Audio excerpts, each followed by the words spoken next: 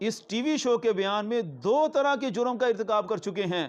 ایک تو قرآن کی مانوی تحریف کر دی ہے، آپ نے اپنی تقریر میں کفر کا ارتکاب کر دیا ہے، اور منافق بھی اعتقادی، وہ تو آپ نے خود ہی ثابت کر دیا، اور یہ اس سے بھی اگلا درجہ ہے۔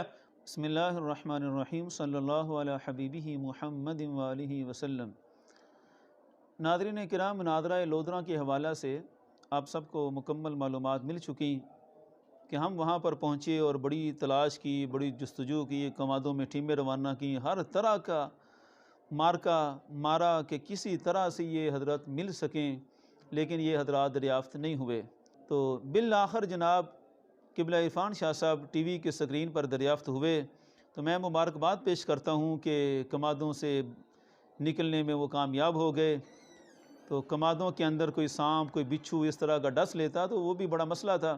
بہرحال قبلہ عرفان شاہ صاحب انہوں نے ٹی وی پہ آ کر جو بڑکیں ماری، اور جو ان کا ایک ذہنی تناؤ تھا اس سے بڑا کچھ اب عیاں ہو رہا ہے۔ تو انہوں نے دوبارہ آ کر وہی باتیں کیں جن باتوں کو ہم پہلے بھی کئی دفعہ ان کو سمجھا چکے ہیں کہ شاہ صاحب ان آیات کا شان نزول دیکھیں، ان آیات کی تحریف کرنے کے ارتکاب نہ کریں۔ قرآن ہوا اسم للنظم والمعنی، قرآن نظم کا بھی نام ہے، قرآن معنی کا بھی نام ہے۔ قرآن کے الفاظ جس طرح متعین ہیں، کوئی نیا لفظ اس میں ایڈ نہیں ہو سکتا، قرآن کے معنی بھی متعین ہیں، آپ اس میں تعریف نہیں کر سکتے۔ تو قبلہ عرفان شاہ صاحب نے وہی آیت جو کئی دفعہ میں ان کو سمجھا بھی چکا ہوں کہ اس آیت کا جو اصل محمل ہے وہ کہاں پر ہے، یعظکم اللہ ان تعودوا لمثلہ ابدا ان کنتم مؤمنین، یہ پڑھ کر شاہ صاحب نے وہی دعوے کیے کہ خانواد رسول کے لیے اللہ کا اعلان ہے کہ کوئی شخص بھی خطا کا لفظ نہ بولے۔ ان کنتم مؤمنین کی تفسیریں کر کے دوبارہ شاہ صاحب نے کہا کہ جو مومن ہو کر ایسی بات کرے وہ کلمہ پڑھنے کے باوجود منافق ہے، اور منافق بھی اعتقادی ہے۔ تو اب شاہ صاحب اپنا کلپ سنیں۔ حضرت سیدہ عائشہ صدیقہ رضی اللہ تعالی عنہا کے لیے یہ آیات نازل ہوئیں، اور آپ کا کامل اعتقاد اسی پر اڑ گیا ہے کہ ان آیات کا معنی یہی تھا کہ خطا کا لفظ کوئی نہ بولے۔ تو اب دیکھتے ہیں کہ خطا کا لفظ کس نے بولا ہوا ہے۔ اور اس خطا پر حضرت عائشہ صدیقہ روتی تھی، اور اس خطا پر حضرت عائشہ صدیقہ روتی تھی کاش میں اس سے پہلے مر جاتی، اور میں کبھی ان سے اگرچہ ان کے اپنے خیال میں وہ بھی غلط مطالبہ نہ تھا، مگر فرماتی پھر بھی میں خطا پر تھی کہ علی علی ہے، جب وہ امیر المومنین ہے تو میرے لیے لازم۔ تو لیں شاہ صاحب، آپ نے خود ہی یہ لفظ بولا ہوا ہے۔ آپ اس ٹی وی شو کے بیان میں دو طرح کے جرم کا ارتکاب کر چکے ہیں۔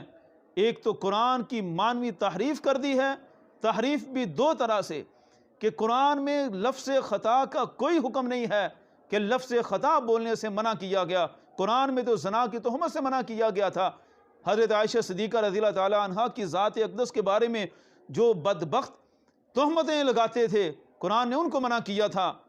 ایک تو آپ نے وہ معنی بدلا، اور دوسرا قرآن میں یہ آیت حضرت عائشہ صدیقہ رضی اللہ تعالی عنہا کے لیے ہے، جو تمام مؤمنین کی ماں ہیں، ام المؤمنین کی شان ہے، اور آپ نے وہاں سے بھی ہٹایا اور اپنے مقصد پر اس کو چسپاں کیا۔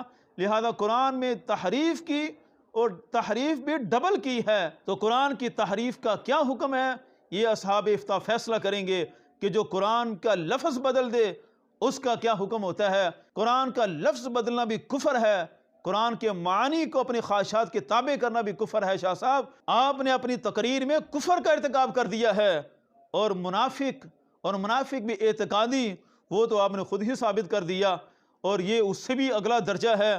اور منافق، یہ صرف حکم نہیں ثابت کیا آپ نے کہ منافقت ہے، بلکہ آپ نے اس کو عین منافق قرار دیا کہ جو بھی خانواد رسول کے لیے یہ لفظ بولے گا خطا کا، وہ اعتقادی منافق ہے۔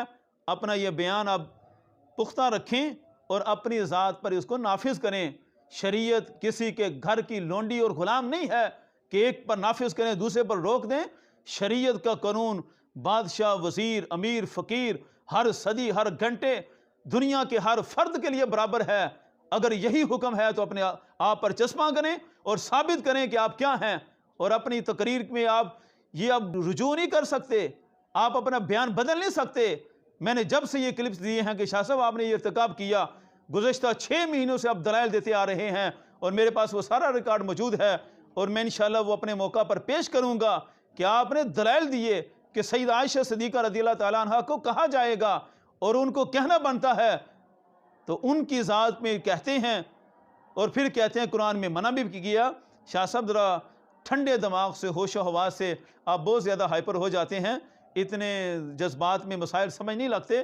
انشاءاللہ امید ہے کہ ٹھنڈے ہو کر سوچیں گے تو مسائل سمجھ لگ جائیں گے۔ اللہ تعالیٰ آپ کو سمجھنے کی توفیق عطا فرمائے۔